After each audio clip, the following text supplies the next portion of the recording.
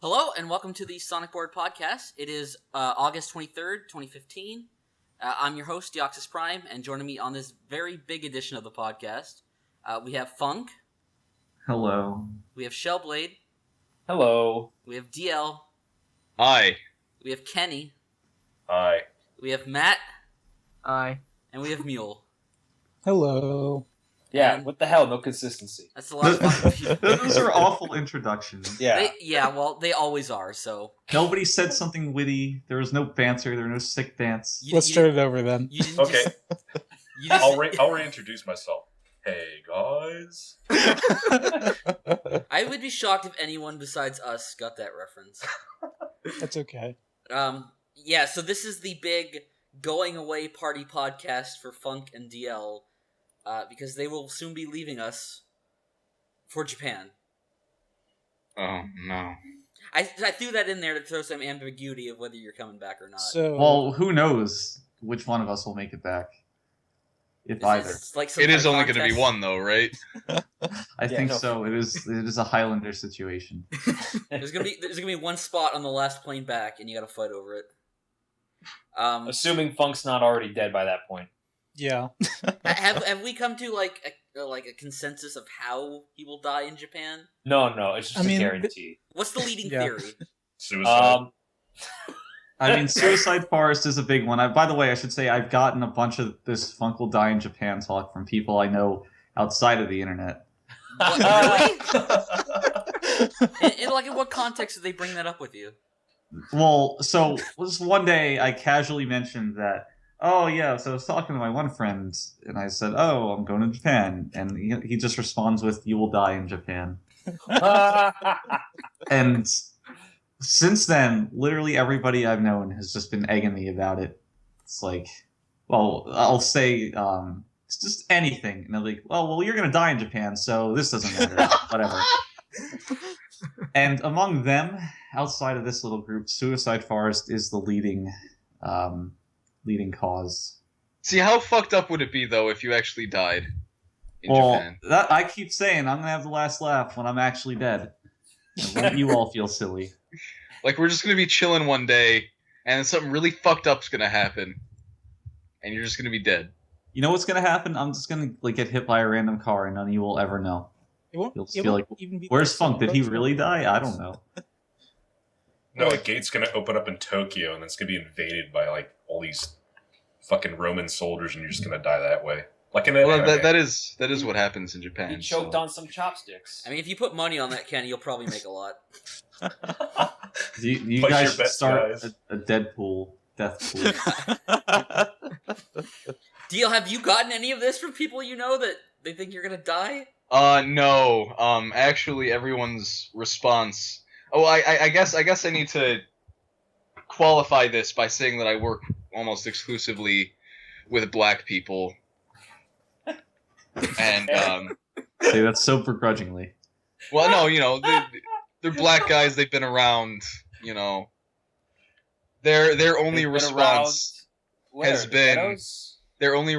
has been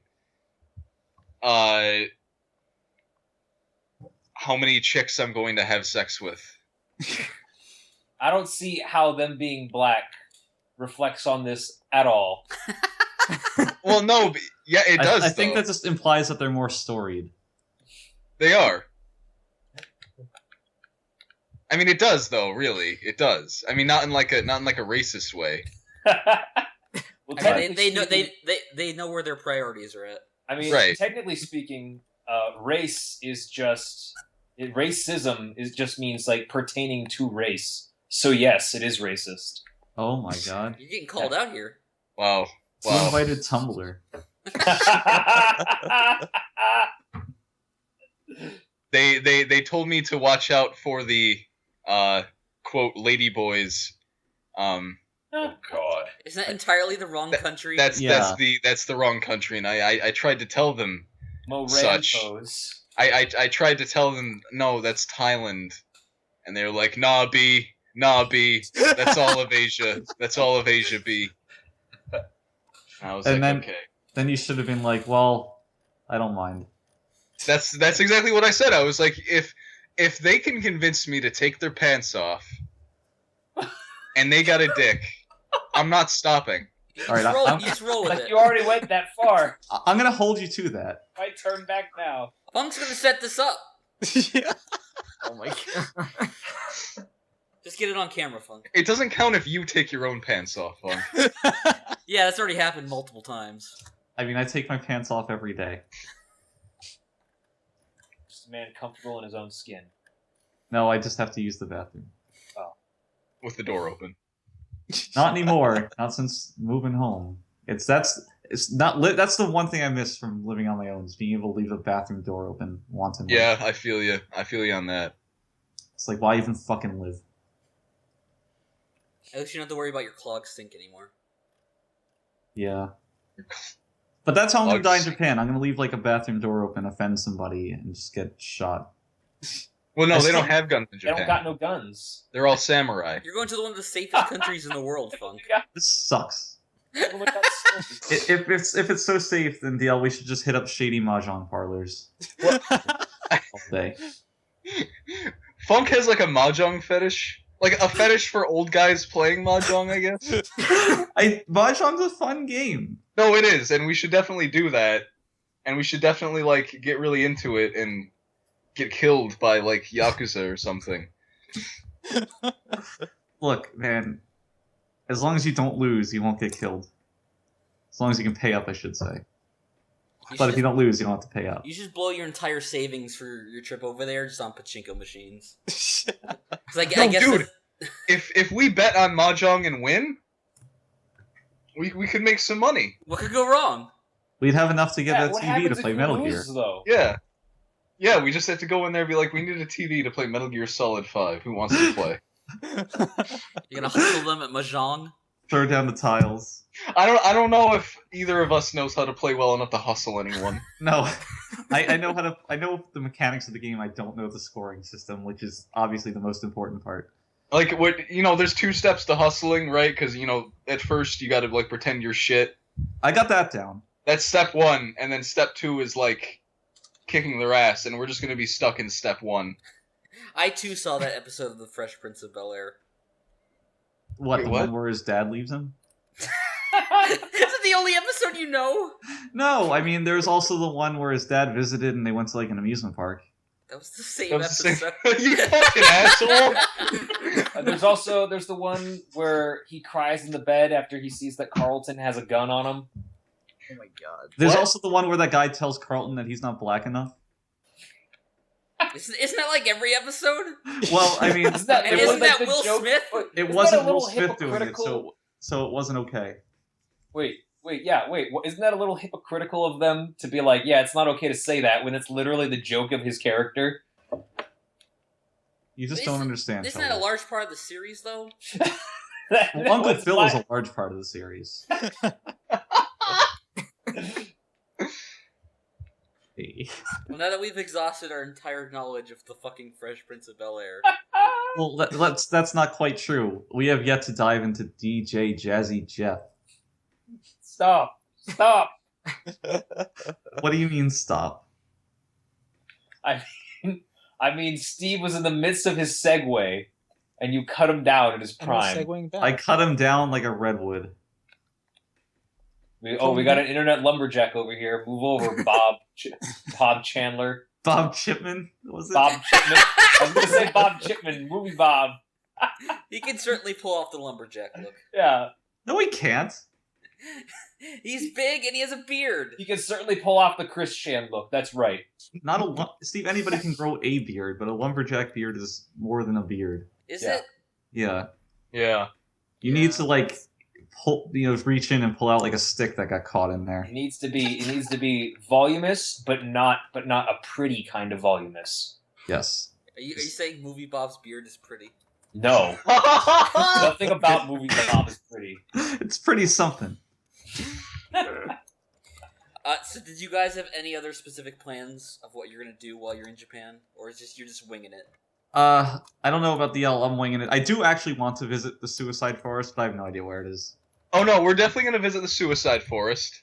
We should go to Hinamizawa, fam. Just because, Lake Hig. Yeah, it's a 6-hour ride out there, Yeah, have fun with that. Totally worth it. but it's gonna be so worth it. All right, I'm in. I'm But down. we gotta go before the snow falls so that we can get like dank pictures.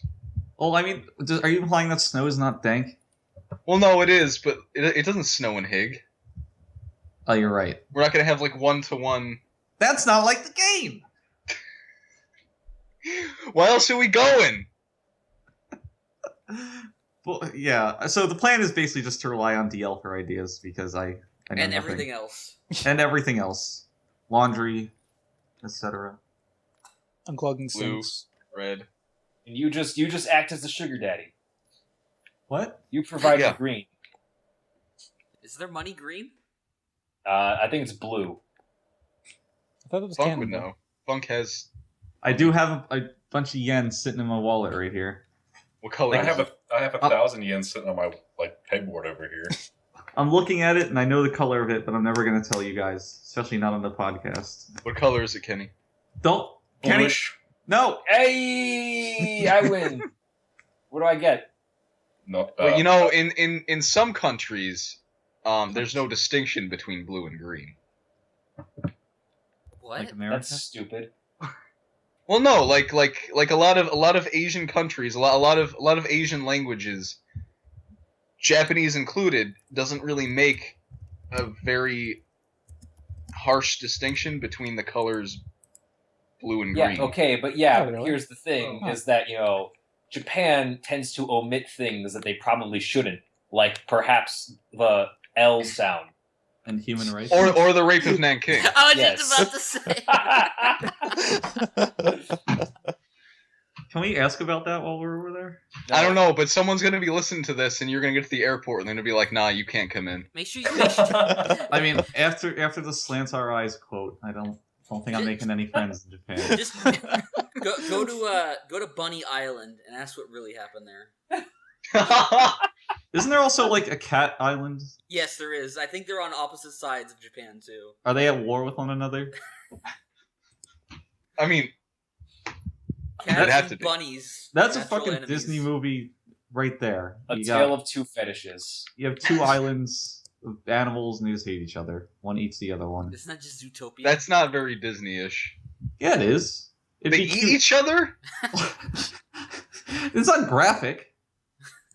It's just so it's fun. like vor. No, so like okay, so imagine like Disney animated you have a young bunny who's the protagonist of the story and he's learning about why they're at war with the cat island and Okay, flashback. wait, hold on a second. I'm No, gonna stop you flashback. right there. There's like a war and you just see like a silhouette and shadows of like a menacing cat coming up and eating a bunny. It's like that's something Disney would do. A shadow of a cat eating a bunny. Look. Eating eating the shadow of a bunny, asshole. Eat You're not even shadows? trying to picture this. Look, here's the deal. All right, your story falls apart because you just referred to your protagonist as a bunny, but it's male. All right, male rabbits do not like being referred to as bunnies. What do they like? Have you Carrots? asked- Rabbits or hares? Is this like a gender thing? Who invited Tumblr? No, but the real question is, in The Lion King, do the lions eat their subjects?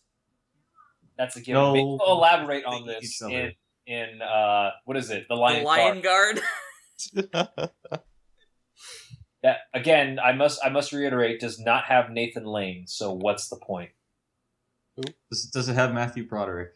No, it does not. It does have James Earl Jones, because what the hell? James Earl Jones is a terrible fucking actor, and I don't know why he keeps Just getting do parts. whatever. I mean, his voice. That's all he needs. Yeah, but it's like you can have a voice, but if you can't act, what is it worth? Darth Vader.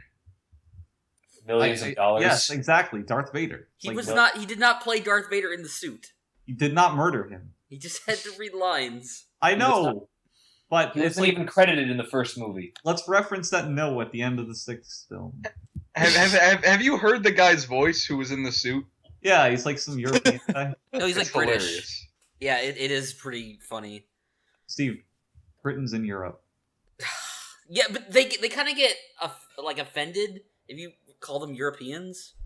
They Do like they? see themselves separately. I mean, they're all cucks anyway, so Yeah, I mean it's all just you just bundle them all together. Bundle of joy. Bundle of cucks. I love bundle of cucks. But we do have to go to Gas Panic. What is gas panic? It's a bar or a club or something where all the slutty Japanese girls go. Why would I've we looked want this that? up. Why would we want that? Well, it's not like not we, but me. All right, I'll So go you have to to come with me. Yeah, I'll you go gotta to be his support wingman. you. You Just might as well. do Yeah. it once. Just do it once to say you did. I will, fam. I will. Just And saying then- we're not all into the sluts, the Japanese sluts. Are they into the Jesus look over there, Funk? Or did you cut your hair? I actually did did get a cut haircut. Oh no! Oh no! It's you not. gotta update, you gotta update Oh, your no. Skype picture. It's not super short, but it is shorter than Jesus. So I was talking to somebody the other day at the fish festival, and they told me, and I don't know the veracity of this claim, but that there was a fish themed cafe in Japan at some point. What? I highly doubt if it ever existed that it's still open, but I would. No, go they to- open and close cafes all the time. Yeah, I would go to the ends of the earth for that. Are they big in Japan? Are they one of those bands? At some point, they were. They played in Japan a few times. I feel like at Sold some out point every shows. band was big in Japan. But Wasn't one of Cheap Trick's like most famous concerts in Japan? Yeah, Something, yeah. and that was actually a pretty good show. as was Kenny's favorite band, Sum 41. Fuck? Really? Why? You had to tell us your favorite band, so I just keep saying it's Sum 41. It's Blink 182, which no longer exists, as far as I'm Yeah. concerned. that Wait, may they as broke well up just again? be Sum 41. One of their vocalists left, Tom DeLonge, and Matt Skiba from Alkaline Trio replaced him. So it's not Blink 182 anymore. Wasn't that guy like mentally unstable or something? No, I don't think so. Oh, never mind. They should have just got Huey Lewis. Wait, I aren't know we you also- recording a God. podcast? There's Huey Lewis is the worst thing on the No, he's not. Why do you hate him so much? because he makes bad music. It's good music. It's No, great. it's not. It's fun music. No, It there's is fun nothing music. fun about Salmon Huey Lewis. concert was awesome. It was free. He ripped too. off fucking Ghostbusters, or maybe that was the other way around. I don't remember. I think it was the other way around. Either way, one person in that exchange had very poor taste. Perhaps both of them. All right, so we're gonna move along here. So one thing that came out quite a while ago that we haven't really discussed a lot on the podcast. Was it Japan? No, it was not Japan. It Was did it come Metal from Gear? Japan, and it's also Kenny's favorite game. It's called Splatoon. I don't know if ever you guys have heard of it. Mm-hmm. But Kenny, we're just gonna call him out right on the spot because he said Oh he my would totally God. fucking get the game if the Ikamusume was in the game, and they come out with his Ikamusume costume, and he's like, "Let me move these goalposts all the way over here. It's not the real Ikamusume, so I'm not gonna get it." So Kenny, you have to defend yourself right now. It's not the real Ikamusume, so I'm That's not. not. buying the That's fucking not. console. That's not what you originally agreed to. Yes, you it is. altered the deal. I expected Ikamusume What? in the No. flesh. You made it sound like if there was any trace of Ikamusume in it, that you would get the game. Yeah. Maybe that's I- just wishful thinking on my part, but I was promised Ikamusume. I did You not. were get not. Ikamusume. Like, right from the beginning, it was clear that it was just going to be a costume, because they're not going to put, like, a separate character other than their own squids in the game. Well, they should, and when they do, I'll buy it. no, you God won't. damn. You'll This just man- move the this man is a goalposts rock. further. Tomorrow, Look, actual okay. Econditionally comes out, and Kenny's We just want to play video games with you, Kenny. Yeah, you Every can. day. So go buy an Xbox One and Halo and we'll play video games. Okay, Well, but here's the thing. There's what, 4 of us who don't own an Xbox One, and only one of us who doesn't own a Wii only U. one of you.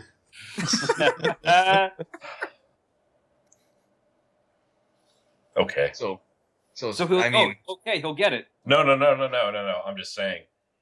I know, like, I just bought a new figure, which costs quite a bit of money. So no way. His figure costs as much as a Wii U. Oh god. But it's not even just the Wii U. Like, when there's a fucking PS4 game that comes out and he has a PS4, he still won't go through the trouble of downloading it to play Yeah. with us. The problem is with that is I can't get my PS4 to like get video on my TV for some reason. How? It's just HDMI. No, I'm plugging in the fucking cord and nothing's coming up. So I don't know if it's the HDMI cord, the console, or the TV. I don't understand, but like Is I'm your legitimately TV on the serious right about channel? that. Yeah, it's the right.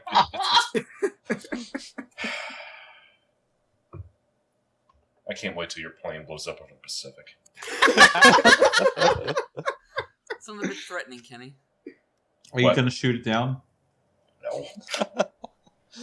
Funk, if you get to the airport and the name of the plane is the Wreckage Brothers, just turn around and go back home. I was just gonna say that too.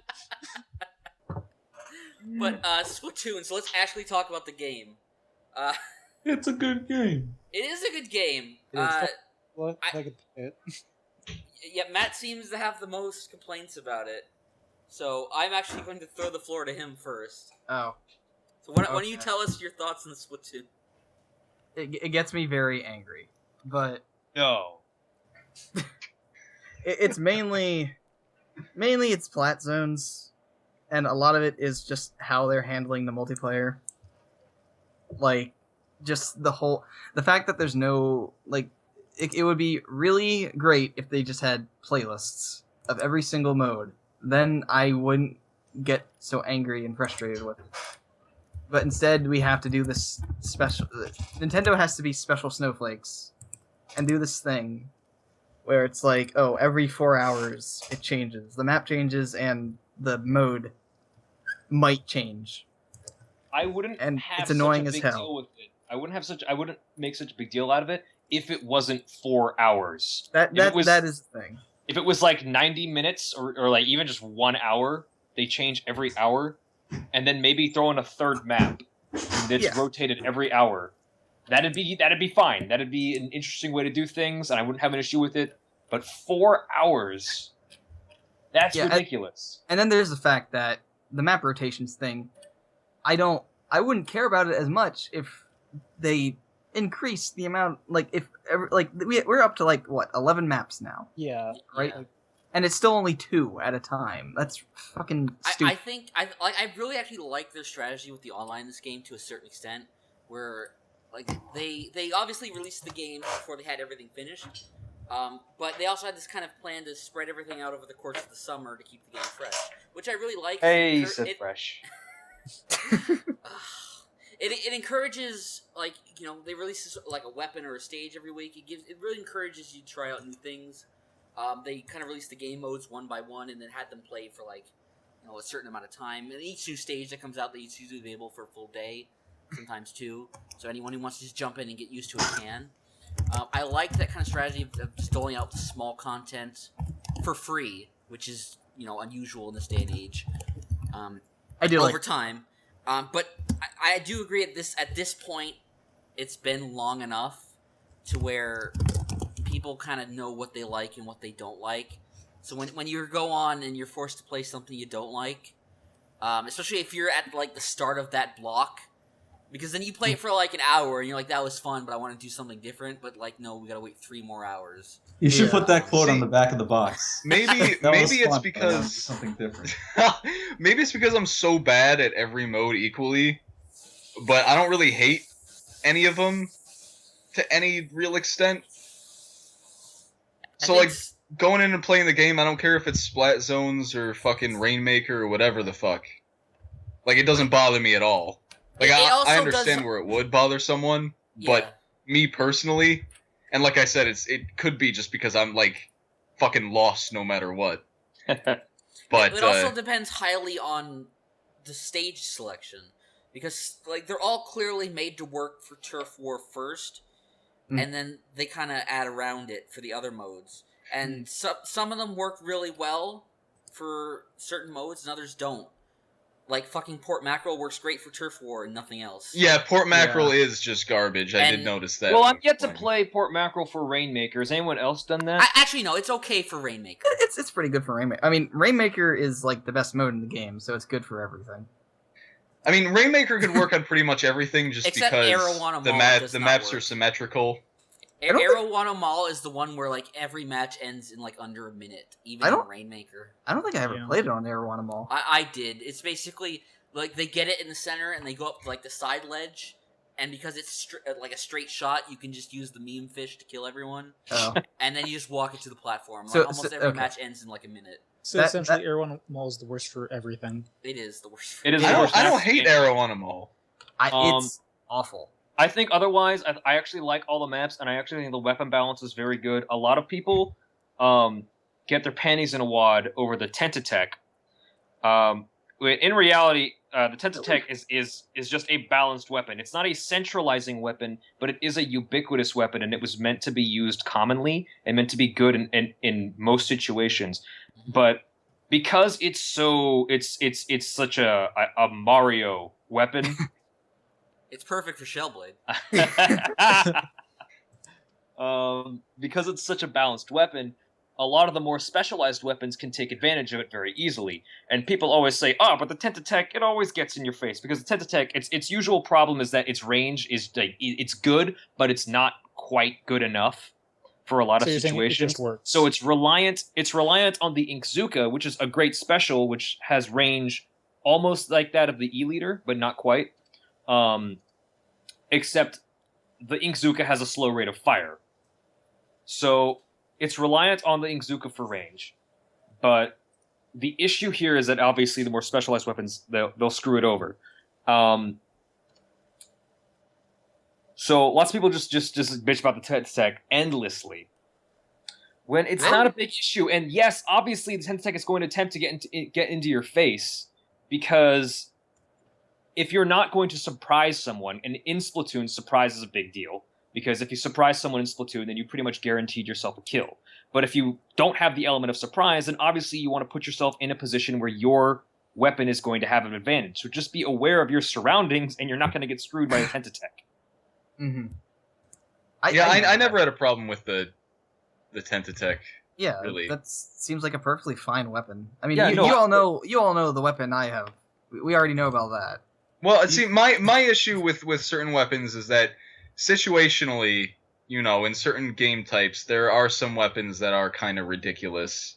Like what's the fucking one where you have to take the platform over to the other side of the base? Tower control? Tower control. Yeah, Blasters. tower control. So blasters, fucking buckets. Anything that you can just fucking spam. Yeah. Because everyone's so clumped together in that mode, really. Yeah. That's part of the challenge of it, though. And because there's that little obelisk at the center of the tower, and that's supposed to help protect you from certain shots, from certain attacks, but it can't protect you from blasters, and it can't protect you from buckets, and I can see where that would get very frustrating, because those weapons are meant to help you get around corners. I But guess it is nice that there's a mode that you can use them in. Yeah. Because they're like mostly useless in the other modes. So Yeah. the game gives you a nice variety of weapons, and you're kind of forced to learn different weapens depending on the mode. You can't just pick one weapon and then just dominate the whole. I guess that's kind of true, because after playing just the regular game mode the other night, the bucket fucking sucked in that. Clearly, yeah, it's not like there's no reason to be using it there. So Go ahead, Matt. Oh, I was gonna say the other thing is I guess I'm also a little butthurt by the fact that a lot of the weapons that I thought would be really cool ended up being kind of shit compared to something like a fucking bucket, like the minigun, which I was really excited for, and then it ends up being just kind of crap. see, I liked the minigun. Matt, you want to slap some speed up on you for the minigun. Even then, my it God. has too many disadvantages, I think, to be competitive right now. But a lot of weapons were like that too before they started introducing the alternate versions. And there are a lot of variations of the Splatling coming in. That Oh, they there found, are? like in the Yeah. files. Okay. And there are that's- multiple Splatlings. There are also multiple buckets. Yeah. Pretty There's much a any variation on this current Splatling that gives you a different sub and special, and then there's two more different types of Splatlings that come in after that with their own variations. So we're gonna have 5 more Splatlings in total. Okay. I guess that's the other thing is I'm not really all that into the costumes having like the whole all those different like abilities and stuff you get from different costumes and all that. Does it bother you like having to wear specific clothes to get those stats? Like Partly because I just want to wear. I just want them to be cosmetic, and then now it turns out that they all have these like 4 different things that they can do that change things up, and you always have to be aware. And it part of it kind of reminds me too much of like Call of Duty, how you have all these perks, and there's like 8 million perks, and some are just blatantly better than others, and everybody uses that one. The thing is, I think it would be better. For me personally, I think that idea would sit better with me if the menus were more intuitive. Like if you could switch clothes on the fly. Yeah. You know what I mean? Because as it is right now, even in the ranked matches or the squad matches or whatever, where you can change your weapon in the menu, to change clothes you got to exit the menu and go through all that whole ordeal. So I think that the idea of clothes with different stats would sit better with me if you could go and change them, through the lobby or something. Because right now, for me, it seems like something that just takes up too much time and mental effort. Yeah. And if it was just a little more intuitive, I could get into it. But that's just Oh, sorry, Steve. You go ahead. I would say I can actually totally understand where Matt's coming from on this, because if you approach this as like a game you're playing on your own, then it can be very frustrating, because clearly it works best when you're playing with a team that you can communicate with. Like, that's where the game clearly shines. And if you just go it on your own, then yeah, you get into like one-on-one battles where you're just outmatched and there's nothing you can do. Whereas if you coordinate with a team, you can overcome your like individual weaknesses. So the game clearly is built around that, and it works best when it's done like that. But if you're kind of just approaching it on your own, then yeah, I can totally understand the frustration. But it's just the way the game is. I actually I really enjoy a lot of the perks that we have going for us right now. Lots of people are down on defense up, but that actually works very, very well for the damage up metagame that people want to play. And I don't think there are a lot of ones that are objectively better than others. It just depends on what set you're using and what mode you're in.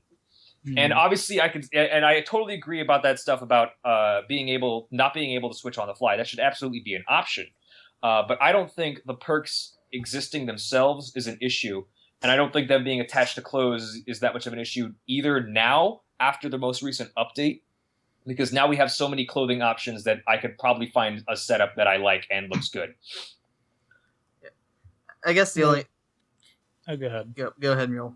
Oh. All right. Well, like overall, it seems like the main issue with like Splatoon as it is right now is like it has all these options that it's like adding on like every few weeks or so, but it never seems to really like let you like actually use those options like as freely as you might want to, like regardless of like difficulty or not difficulty of like clothing options or perk options or like stage options. All like it seems very like kind of random. Like tell us all about it, Mr. Level 9. Like yeah, like I've only been able to play like, a bit of it because like my internet here is shit, but like I've only been able to maybe access a few maps like even once in that time, considering like because it's like basically just random like what maps are available at each time. It's basically like everything you do, like even like when you try to like optimize stats, it's all just like RNG. Like it's the game fighting you like for control over like what you're allowed to do in the game, which should not be how like you should be able to play the game. I mean, I've seen like whenever I go online, I just see a ton of variety. Yeah. There's nothing like until I see something definitive that says this the game is broken because this exists, which we haven't seen. Every time someone says like something is too powerful or too broken, it just kind of ends up fading away after a while. Like, and whenever I go online, there's just people using all different sorts of weapons, which I think is what they intended. So, until there is something you can point to and say this is a problem, it needs to be removed, I'm totally fine with how they've set up the game. Steve, that already exists. Why has nobody mentioned the two biggest problems with the game that have been in the game? What's that phone? Day one. What? There's two what are the items called? They're not your sub weapons, but like the specials. Oh, the bubble and the kraken. Yes. Kraken's fine. I assume he has issues with the fact that they're invincible. Well, no. Yes. The kraken I can see.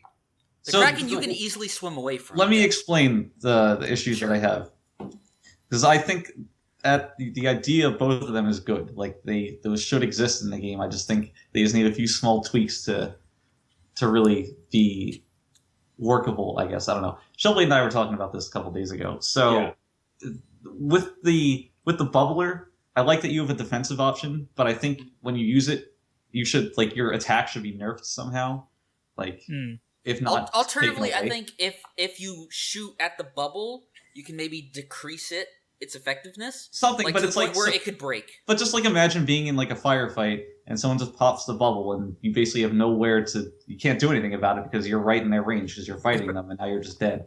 You're right. Yes, that happens a lot. Same thing with the kraken. It's if you see a kraken coming, you can swim away from it, and you can easily swim away from it if someone pops it right in front of you. But it just halts combat entirely in their favor, while they still get to be aggressive, paint the ground if that matters, and just attack other people. But I like that an option exists where you can disrupt what the team is doing. Yeah, right. But I think you should just have a armor in it, and just not be invincible. I think that I can see definitely where they're coming from, but I actually don't have that big of an issue with the bubble being invincible.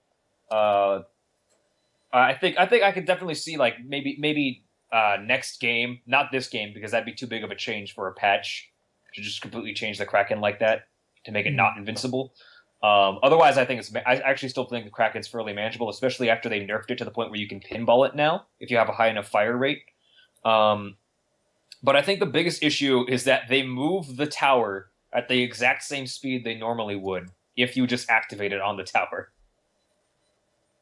In tower control, if you pop the bubble or pop the Kraken on the tower still moves just as it normally would. It doesn't slow down or anything. Well, and I think that's a bit of an issue because that just gives you 5 seconds of free movement on the tower. So here's something I want to ask Kenny. What? Uh-oh. How do you feel about armor lock? It sucks. Right? Yes. It's garbage. It is the worst fucking ability you could ever It just ruins the entire fucking game. I mean, if it's anything like it was in Halo Reach, then I'm sure it's just frustrating. Armor lock is an ability in Halo where you just become invincible. I mean, you can't really move. You can't do anything. You can't move and you can't do anything. Yeah. You just become invincible, but it completely fucked up the entire online. It was fucking garbage. And I think that kind of applies here with the bubble shield, but it's even worse here, I think, because you can still do the same exact things. You can move around, you can shoot people. I think pretty much any online game like this that has an ability that lets you become invincible and still do the same exact fucking shit when you're not invincible, I think there's something wrong with that, honestly. Is Splatoon pretty fast paced? I would assume it's very fast paced. It's very super fast. fast. That's even worse than Halo because Halo's a little slower, I would think. But you could be sitting there just waiting for him, just you only have armor lock for 5 seconds or some bullshit. The thing is, though, everybody else is just gonna come down on you and just shoot you to death, while you're killing them, which really sucks. It's a shitty ability. the thing is though with the bubble, I'm not sure if I would say it's as bad because you can at least like if you have like big enough range, sometimes you can actually push them back and stop them from even getting close to you. But it is pretty much 99% of the time it's just a free kill for whoever has the bubble. And Yeah, on that top of assumes they're that, popping the bubble before they approach you, which is not often Yeah. the case. and on top of that, it gives a bubble to your teammates if they're nearby. Right. Which That which just is adds even insult more to it. egregious. Like I can totally see the Kraken because it takes away a lot of your maneuverability. The only thing you can do is just you can move towards the guy. That's it. So it's easy to outrun unless they pop it on you and surprise you. And you have But to with- jump. You have to jump with- to kill too. Yeah. Wait, you can stop it? Well, What, the Kraken? No, the bubble shield. Like you can stop like using it at any time. Like No. No, but there's no downside to using it, so you just use it and ride it out. There's oh, You can Yeah. pinball it. I thought you could but- like use it and then just like kind of disengage it like at any point in time. I didn't. no, like basically how it works in Splatoon is like you activate it and like it exists like perpetually for the duration of its activation, but like it like ends at a certain point. You have to for specials. You have to like just shoot the ground and stuff. So the point of the game is to Yeah, shoot the ground. you have to shoot the ground to paint the floor to build up your special, and it just your special. Once it fills up, you can use it at any time unless you die, in which case that actually lowers your special and you have to build it up again. But it's just like a short time limit. Well, I mean, the good news is like for and I agree with a lot of these issues you guys raised about these particular weapons. But at this point in time, it doesn't seem like it's broken the game. It's not like people are running around with bubble shields all the time. No, that is They're actually a lot more rare than I thought they would be, especially in something like tower control. that is where the it's one. super useful. The one thing is that the bubble seems to always be attached to weapons that aren't really that good. Right, which does help. But weapons that aren't good, but they give you your special fast. Yeah. The hell's like, with and that- that? Well, the way it works is you don't have you can't just pick and choose any special to equip or anything like that. You have a bunch of weapons, Yeah, and that each would've weapon broken the has their game to own shit. every weapon has their own set. It has a set. You have your main weapon, you have a set sub weapon, and then you have your special. And So you just guys do have loadouts then? You have Yes. loadouts, but you can't choose your You can't choose your sub and special. Yeah, you can't customize it at all. Yeah. Yeah. Y- If- Which Because is if good you- for keeping the game balanced. Yeah, have a because bunch if you of did, pre-made it would fuck the loadouts. game. Yeah. You could slap the bubble on a really good weapon. Like if you slap the bubble on the standard splatter shot, then that would just destroy the game. They did slap it on. Didn't they? Isn't it on one of the arrow sprays?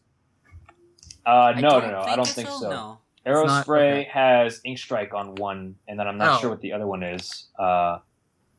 Okay, then I was wrong about that. Never mind. But But no, that is a good point. When you do have the bubble, most of the time you do have kind of a shitty weapon. So It's ink strike and ink zuka. I guess Oh. that's how they balance it. yeah, which I didn't even consider. But I mean, it's still a pain in the ass when you fucking run into it, though. it is. It is a free kill, basically. But I would say, I mean, There's Like, just nothing you can do. it annoys the fuck out of me. But honestly, I don't think it's not that big of a deal. I'm not really sure how you would necessarily balance. The only thing I can think of is that you can shoot the bubble to break it, which I don't get why that's not a thing. That seems. I thought that was how it worked until I realized that's not how it worked. Hmm. That you can just shoot it and break it yourself.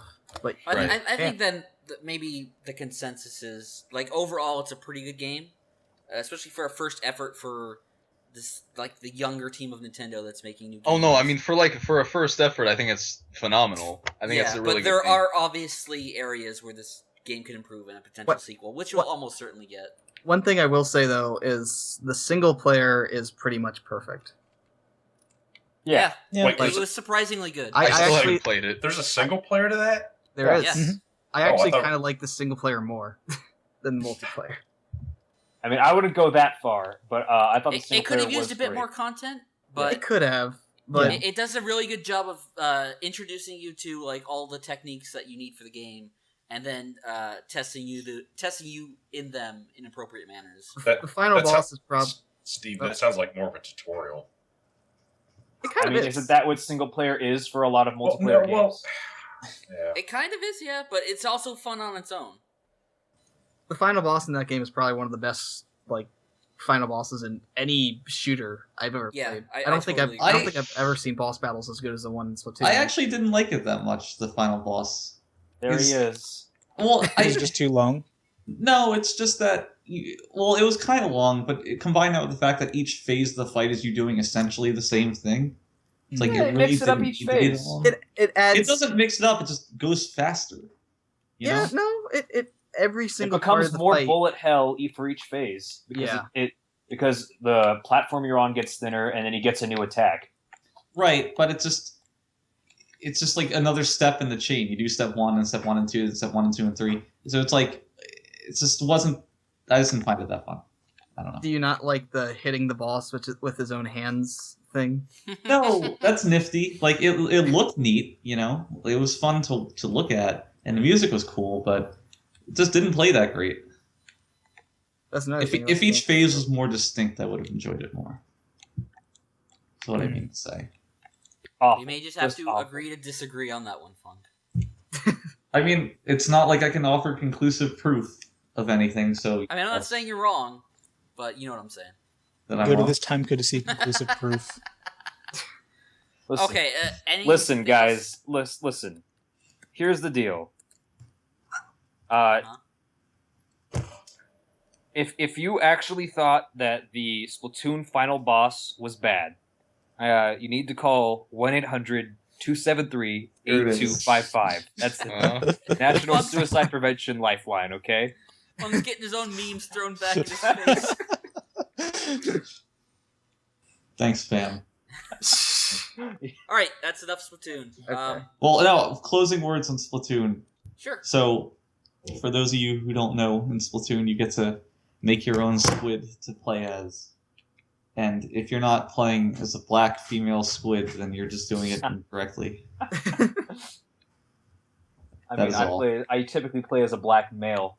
So progressive.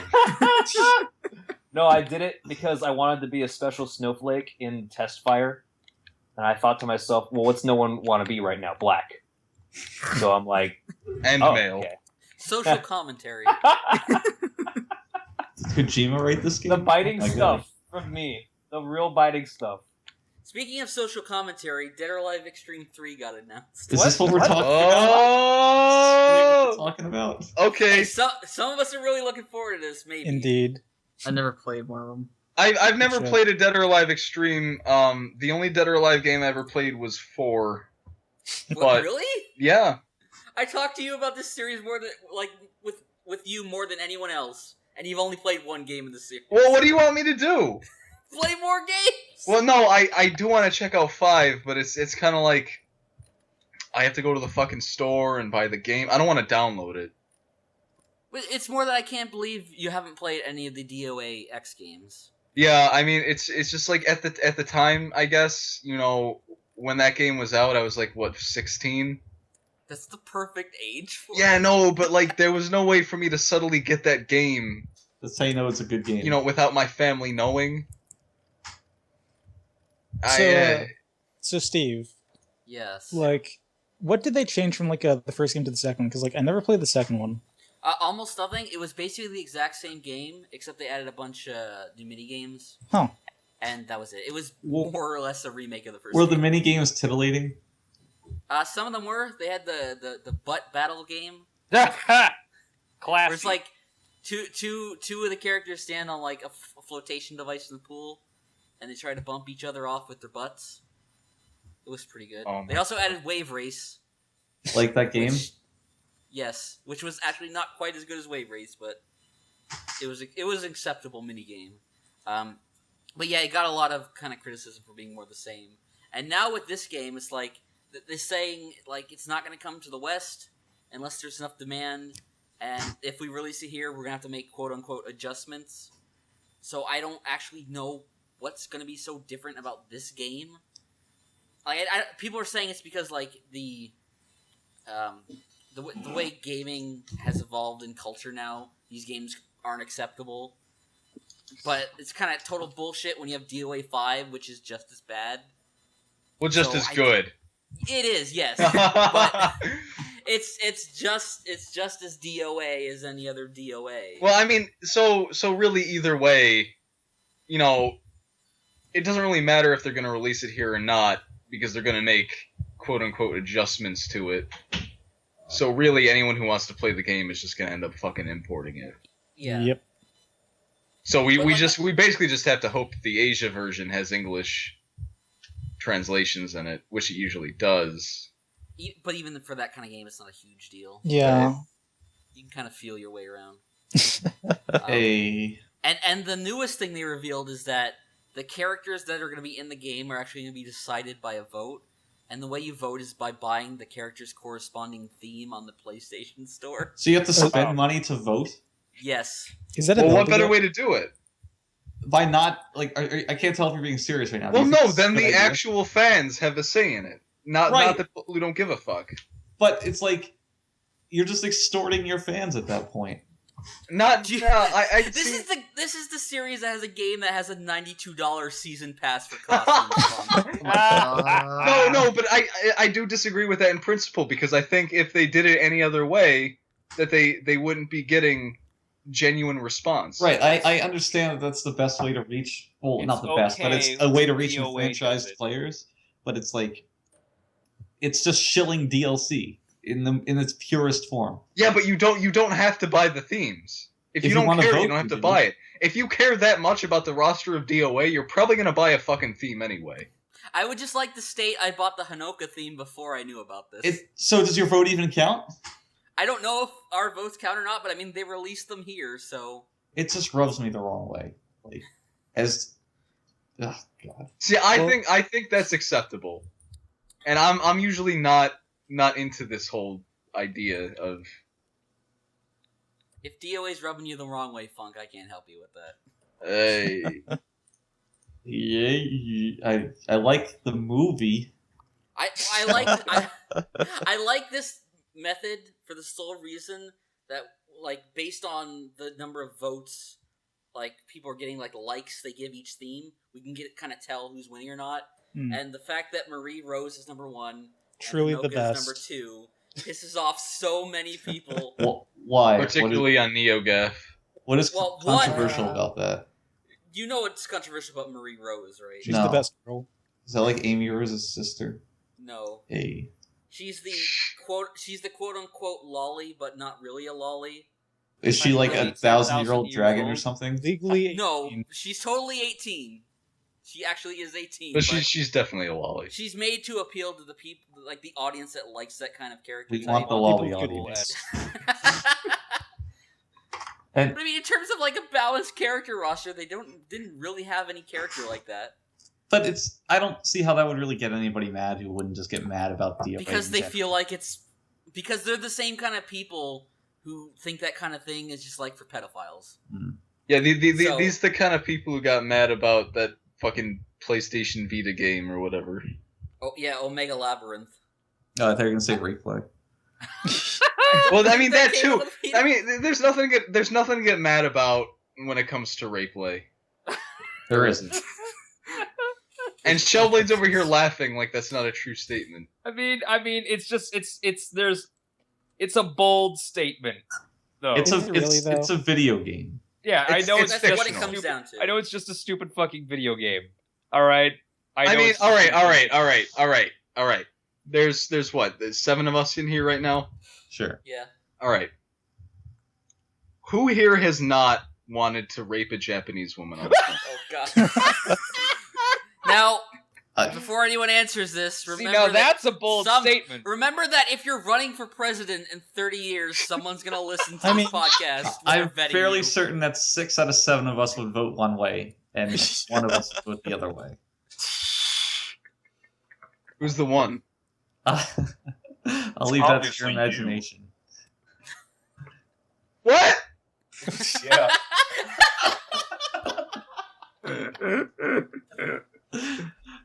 Deal, why don't you go ask your family the same question? Poll them. I mean, I can Could you? We'll if wait. you want. The podcast will wait. I can't right now. It's 10:30. Do you really want to induce goofy time on the podcast? No, it's 9:30, not 10:30. At least Central. My greatest regret is that we didn't do the prank calls on the podcast. Yeah. Oh. Yeah, that would have been good. Live and learn. Hanging on the edge of tomorrow. Dang. I'll go to my deathbed with that one. That'll be the last thing I think about. Is that great or tragic? I can't Should've- tell. Well, we should fill in for people who weren't here, which is everyone, all two of you listening to this. Who wants to tell the story best? I think Shellblade should be the one. Ah, Grand Orator Shellblade. all right, okay. I'll do what I can. Good luck, fam. So, we are all very blessed to have DL with us. He's a really sharp guy, and he's a funny guy too. And if you look at his Skype picture, you'll know that he's actually really good looking as well, which means that I incorrectly portrayed him in my 10K thread when I drew him in MS Paint as a really fat, dark Link. Didn't he used to be fat? Yes. I did. I'm still kind of fat, but I'm recovering. Did you go to FA Recovering meetings? fat guy. So everyone loves having DL here, but oftentimes there is a certain time of night that we have deemed goofy time, and that is because that is because his sister seems to have a somewhat dysfunctional relationship with his mother. Women, am I right? Oh, fellas. Now, Shannon, DL's sister, am I allowed to use her name? Yeah, I mean, you already Well, you did, just- so. Too late. All right. Now, Shannon is the singer of the family, and she's quite proud of her ability to do so. And Shannon's mother and DL's mother seems to be a fan of the arts. So after getting a couple of drinks in her, she will typically call Shannon to her and ask, "Sing for me, Shannon." And Shannon will oblige, and she seemingly does so every single time, knowing what's going to happen next. What happens next? Why, I'm glad you asked, Funk. What happens next is that DL's mother begins giving pointers on Shannon's performance, and Shannon does not like that. Shannon will flip her shit and such, and as such, goofy time ensues. That is typically when we hear Shannon yelling at her mother. And one night we decide that, well, we've had enough, and something needs to be done. So I asked DL for Shannon's number, and I decide I'm gonna give her a call, and I'm gonna give her some advice on dealing with overly critical parents. So I call her and I say, and I begin to describe to her the plot of Terminator Genesis.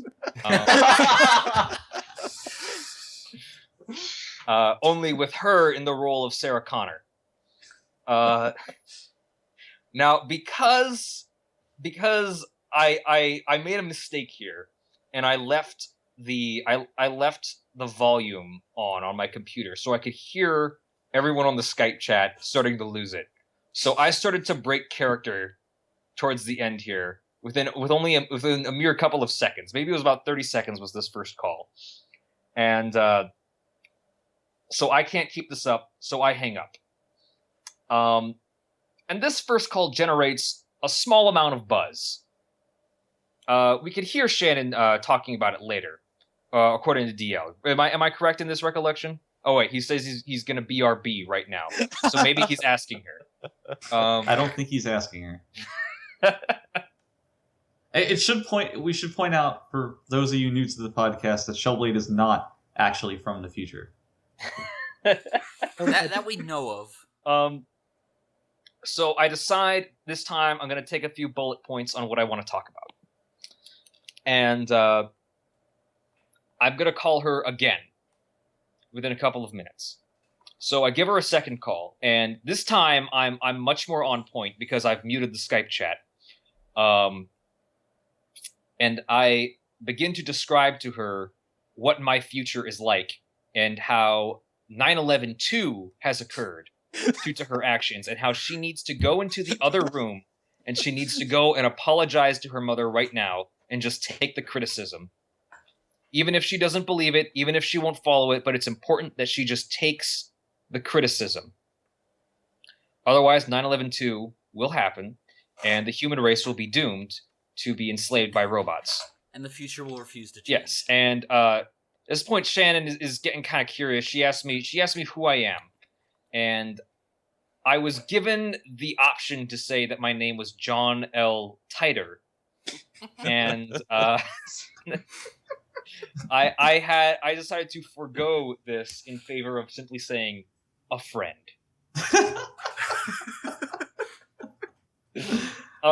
Which Shellblade couldn't hear us because he was muted, but at that point we all just lost it even more. Glad to hear that. It was perfect. So this one generates quite a bit more buzz.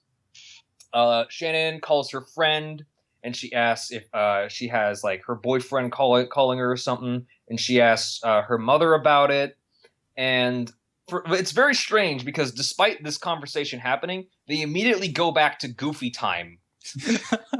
It's just instant. Yeah, it's very strange. It's like Mayuri's death. They had a normal conversation, and then it's Goofy time a few minutes later. They've become increasingly proficient at Goofy time. There wasn't even a breather, really. There wasn't like, oh, who's this weird guy calling you? No. Yeah, we go into Goofy time. So, I decide that this isn't enough. I need more, you know? So, now I go out of my way, and I'm gonna call her a third time. And just the fact that she picked up a third time, and I wasn't using, I wasn't doing this anonymously or anything. I had my number fully displayed every time I called her. So, she should recognize the number by now, and she probably should have known better than to pick up. And I figure, what's a way to connect to this girl, to really break through to her? And I decide, yes, through music. I know music things. So I decide to open this call with singing Empty Chairs and Empty Tables from Les Miserables. And if you are not aware, audience, in Les Miserables, Empty Chairs and Empty Tables is sung by the young Marius, the young revolutionary Marius, who is one of the few survivors among his revolutionary friends, and he is singing about his fallen allies. And I thought that was apropos for this situation because I was a resistance fighter fighting against Muslim robots.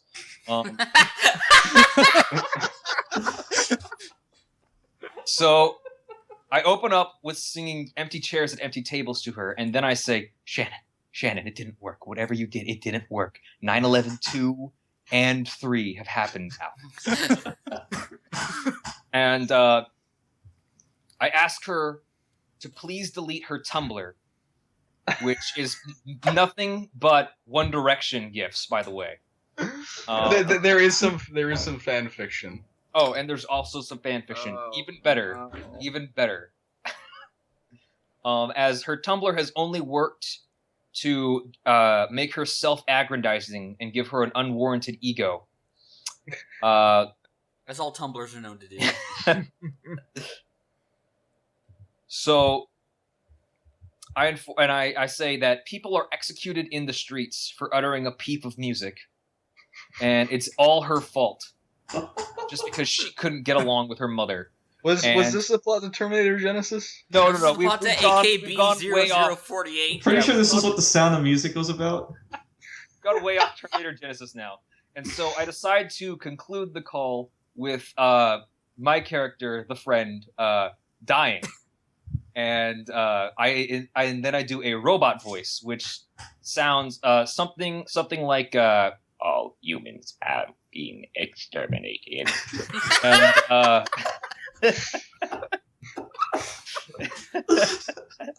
I hang up the phone. And DL leaves for a few minutes. He needs to collect himself after this event, and he says in the chat that she's not quite convinced you're from the future, and just the fact that he even had to say that's amazing. But DL pulled his weight here, and he decided to give us the cincher that gave us the victory we needed, and. DL, why don't you tell him what you did the next morning? Oh, okay, yeah. So the next morning, I wake up, and I'm like, we really didn't go as far as we could have last night. So I walk into her room, and I wake her up with the soothing sound of my voice, which is coincidentally singing "Empty Chairs and Empty Tables." And she looks at me like I just killed a dog. And she's like, "How do you know that?" And I tell her, well, it's from a very popular musical. So, the chances of two people singing that, within a day are pretty high. It's pretty well known. But she at first she thinks, this was my doing, but I'm like, I don't know anyone who can sing. That's crazy. I'm not, and I can't do that. That's not my voice. So, about 5 minutes to go back and forth here, she starts to believe that Shellblade is from the future. Legitimately, she thinks that Shellblade is from the future, and that's basically as far as we got. But that was as far as we needed to go. That was as far as we got her to I feel like believe that if Shellblade was from if the we future. pushed any more, we probably would have blown it. Or something terrible would have happened. Or something terrible would happen. Yeah, like she would have made up with her mother. But we did succeed in a way. I did blow our cover a couple days ago. When she finally asked about it again, because she's been thinking about it since then. Oh, wow. You really blew nonstop. it, fam? Yeah, I know I did. Well, because Shellblade's not going to call her again. Yeah. Yeah, but she could go to her grave with that uncertainty about waiting for 9/11 to happen again. And again, it's twice now. Right. Well, see, I don't know if Shellblade touched on this, but I started a little bit earlier here. When he called her and said 9/11-2 was going to happen. You said you were going to build Muslim railroads, didn't you? It was like I walked out there and they were arguing. I was like, if this keeps up, I'm just gonna have to start a 9/11 too. So I was already kind of like, sure if you actually did that. I know you mentioned it, but I didn't remember if you actually did it. yeah. So we were already kind of like connecting the threads together, but So basically, all's well that ends well. Deepest lore. Jesus. So what were we talking about? I just want to mention, to make a fun night even better, this all happened amidst many games of rocket cars, which tied up the whole room like a fine rug. It was just great. Was that the night Counterball was born? I believe so. No, that was a few nights before that. I wasn't there for this, so Well, Matt, you now. And now you know the rest of the story. now I know, and I'm very happy to hear it. You really, it sounds like it's a fake story, but I want to assure everybody that really somehow happened. How old is she? Too old. 16, yeah. Okay, well. Too old for both believing fake time travel stories and having a One Direction fan blog. So, speaking about stories that are only slightly more implausible, let's talk about Metal Gear. Hey. Oh! I've had this kind of on the docket for a while. This Kojima thing has been going on for months now. What do you mean by that? Like this Kojima? Remember when the first stories came out about them axing the studio? Oh. And then it came out that they were quote unquote firing Kojima. The supposed Bruce Cruz. Yeah, they weren't renewing his contract, and I guess they rebranded the studio, and then they took his name off the fucking game cover. And then this is all foreshadowed, by the way, in Ground Zeroes. It was totally, and essentially removing his existence entirely, and then bringing it back, and then removing it again. Yes, and concurrent with the fact that what's going on with Konami in general, with their focus more towards mobile games and raping their franchises with pachinko machines. And it leads us to now, which is 1 week away from the game actually coming out, which will be the last ever Kojima directed Metal Gear game. Mm-hmm. It was who knows what the fuck's gonna happen with the series now, but so yeah, what are your thoughts on this? Where do you think Kojima goes from here? I mean, he's definitely gonna be able to get a job at any other studio if he wants it. I don't know if that's what he wants to do, but I think next step right now, he's likely going to go to Kickstarter with Guillermo del Toro to make Quiet Mountain. Well, didn't Del Toro say he never just wants to work on a video game ever again? No. Yeah, he said he would like to work with Kojima again, but he was also done with video games. And he may have just said that in jest, but this is not the Silent Hills thing was not the first bad experience he's had with gaming. Well, no, I think if he got the opportunity to work with Kojima again, and it was a video game, he'd do it. Well, wouldn't anybody? Guillermo del Toro is a fucking weeb, so yeah, he does like Madoka. He likes Madoka, so he would definitely do it. Do you think they fucked? I like to imagine they did. I like to think they spit roasted Justin. I wish I was involved in that. I have no idea who you're talking about, Shellblade. It's probably Quiet Justin or whatever, but I just like to say Justin. You know the actress who played Quiet. Oh, Quiet! I was legitimately thinking of Chico. I was like, what? This meme has gone too far. The guy who played Pitt. What? But she is hot. She's good. Can she get it? She can get it. But no, it'll be interesting to see what he does from here, because I think Metal Gear has gotten to the point where, I mean, once you hit Metal Gear 4, there was so much meddling in the story by outside forces, and Kojima also being kind of fed up with doing this series, that it got kind of to the point where it was like, why are we doing this anymore? It was still good, but it's gotten to the point where it'll be interesting to see what he does from here on out, because he has the skill to make anything good, it seems like. So let's just say, for the sake of argument, that Metal Gear Solid 5 comes out and everyone really loves it, and it's a good conclusion to the series. And it seems like it could be that 10 out of 10 IGN.com. Where have we seen that? It's not, where have we seen that before? But let's just say that happens. Would you guys be satisfied with the fact that it ended like this? I mean, I would have been satisfied if before Peace Walker came out, and I would have been satisfied after Peace Walker came out. Yeah. You would have been satisfied if the last Metal Gear game was Metal Gear Solid 4. Yes. It may not be 10 out of 10. Excuse me, 10 out of 10. But I still thought it was a good game. And but it was a perfectly fine conclusion. Yeah. There were a few things about it that were like, yeah, what the fuck. But I mean, once you get to that last boss fight, yeah, that was awesome. It's like everything I've ever wanted. And also, as far as the story is concerned, there's really nothing that needs to be delved into after that. Yeah. But what about connecting it to the original Metal Gear? Does that need to happen? No. A lot of people seem to think so. The problem with 4 was that it tried to connect everything way too much. Right. Well, no, I mean, there's that, but also it just did it poorly. Yeah. Like everything could have been connected if they did it just a little bit better. There were different ways they could have done it, and they chose kind of a lazy way to do it.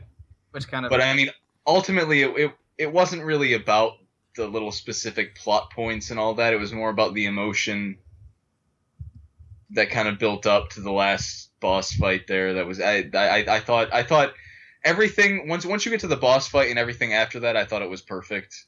But everything before that, it was just like fun. Well, actually, I would have preferred it had Snake actually died at the end.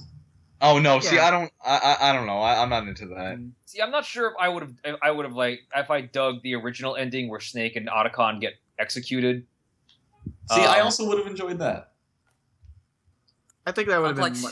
Funk like seeing the hero die. Well, no, it's just that Snake's story is completely done. He's always been a tragic character. There's no real need to give him a happy ending. So, I guess- Steve, does Funk view himself as the hero? I don't know. Does he? Everyone's the hero of their own story. The thing is, like, it's not about giving Snake a happy ending. It's that came out. I mean,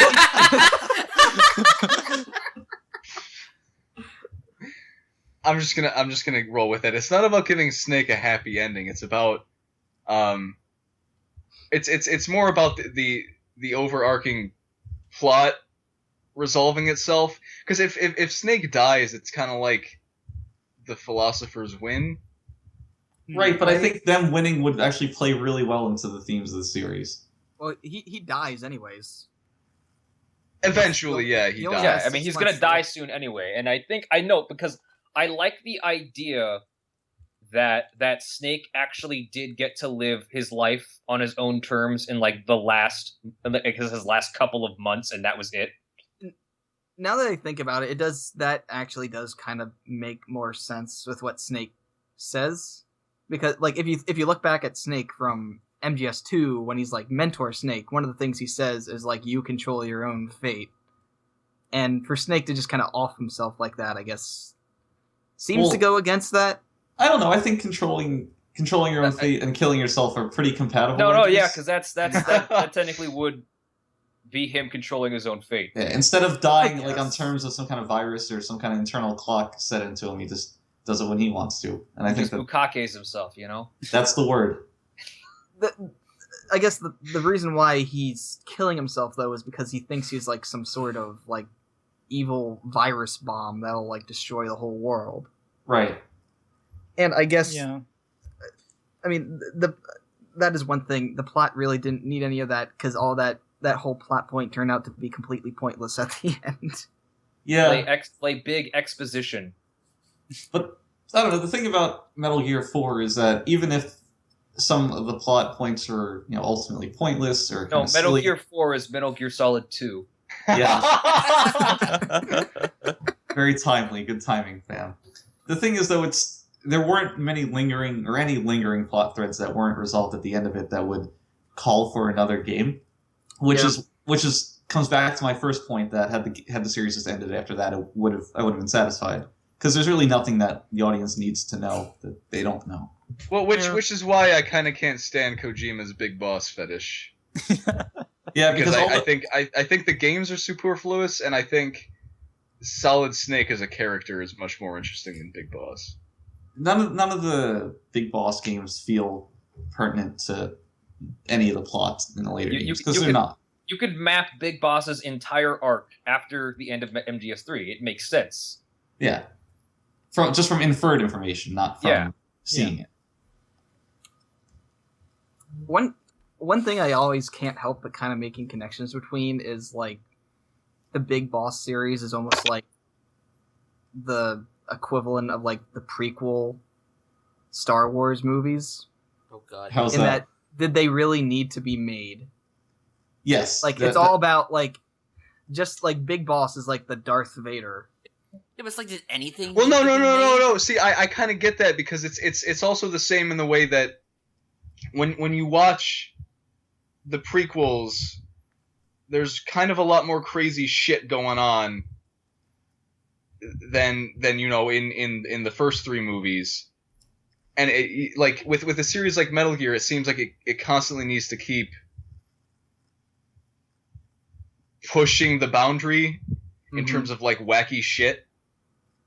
So you end up with, you know, in the 1970s they had technology that was like surpassed the technology we have at this point. You end up with like you fighting some 30-something girl who's looks like a 16-year-old dressed in her underwear while J-pop plays in the background. That's what you end up with. And there's like a robot voiced by Kaz was Miku 30? who flies around and She's like 20s actually. Oh my god. Whatever. She's like So- 82.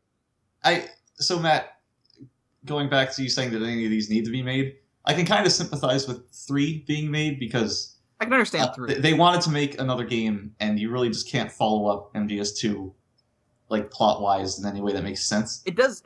I will say, going to MGS3 makes a whole lot of sense because of the ending of MGS2, where it ends on the big twist of, oh, they all died 100 years ago, because they're talking about the philosophers. Right. And that's what MGS3 is all about. So that makes sense. That's fine. Like, going from MGS2 to 3, like, that's fine. I guess in one way. But I know did there's a lot of Peace people Walker really need to be made? Probably Peace not. Walker did not need to be made. Like, nothing happens in that game. My boss. Well, yeah, that's the thing. It's just a character story about Big Boss dealing with lingering feelings for the boss, which just a horrible naming scheme. And it's really stupid because it feels like Big Boss like forgets vital information that he was told in MGS3. Yeah. Oh, damn it. Like the entire Well, no, reason- yeah. Like it felt like MGS3 resolved itself, and then Peace Walker comes along and kind of fucks with it. In that sense, we didn't really need the boss to come back in any kind of tangible form. And I then mean, you have I don't think the boss coming back, quote unquote coming back, was about the boss coming back. It's just here's a very heavy-handed way for Big Boss to get through these feelings in a way that works in a video game. You know? Yeah, no, which having like an makes sense. actual enemy to fight that is the boss. But I think if that were, if that whole thing were kind of glossed over, and it was implied that he had to kind of like deal with these emotions, it would have been fine. It didn't need to be like in a video game. Yeah, because just by seeing the endings to MGS3, you basically know how the rest of Big Boss's life is going to play out in that regard, in the rest of the boss. So, yeah, I don't know. I would have enjoyed Peace Walker much more as like a book or a short story or something. It's just it didn't need to be a main installment in the only thing that's really important that happens in Peace Walker is that he's now become a mercenary and makes his own base. Yeah. Which then gets destroyed in Ground Zeroes. Which is like the whole kind of which is like what leads into Phantom Pain. Right. So like I think Ground Zeroes don't even seem to matter at this point. I think it's an interesting arc to follow, but I think Peace Walker's, as we've been saying, Peace Walker's pacing kind of fucked with it. Like not really. This is true. Nothing really did happen in Peace Walker, in the grand scheme of things. And Yeah. I think again, Peace Walker is not like a plot-heavy story. It's just a character story. Right. But I mean, like it was at one point considered to be a mainline game. It still is. It's just a mainline game that's just all about Big Boss's emotions. When you put it like I that, don't say that with any hint of irony or anything. That's just what it is. But I mean, when you compare it to all the other games, there's a lot of stuff happening in all the other ones, and this one's kind of very subdued. Yes. The other ones often is a very steady flow to them. Just like set pieces or boss fights. Right. A lot of shit going down. And this, you're just fighting nameless robots that don't really mean anything. Right. Which is off-putting. Yes. It also probably has the dumbest AI in the series too. It is. Yeah, but I mean, that's probably just because it's like shitty controls on PSP. Yeah. Put up with that. Kenny, what do you think about Metal Gear? I really have no comment because everything was just said. So whatever. I don't know about that. Unfortunately, we lost Shellblade. He just like dropped from the call. I guess his Computer probably froze again. Yeah. Uh-oh. He'll be back. and They'll in all greater be back. numbers. Probably in the same number, unless he clones himself. Yeah, but for all this talk about how Big Boss's story doesn't matter too much or that it's relevant, I am really looking forward to Phantom Pain.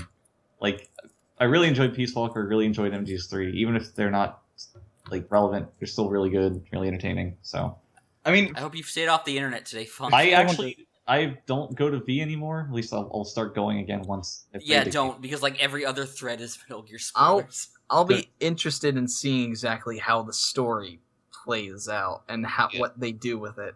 So I mean, so going back to those trailers for what was it called before people knew it was Phantom? It was just Phantom Pain. It was just Phantom Pain.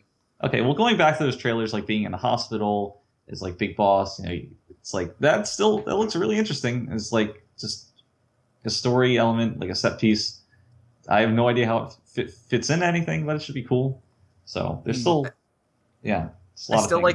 I still like the theory that the events of Ground Zeroes was just a movie that was glorifying everything. Yeah. That Big Boss did, and that there's like two big bosses running around, and one of them is like a fake decoy octopus or something. Decoy octopus.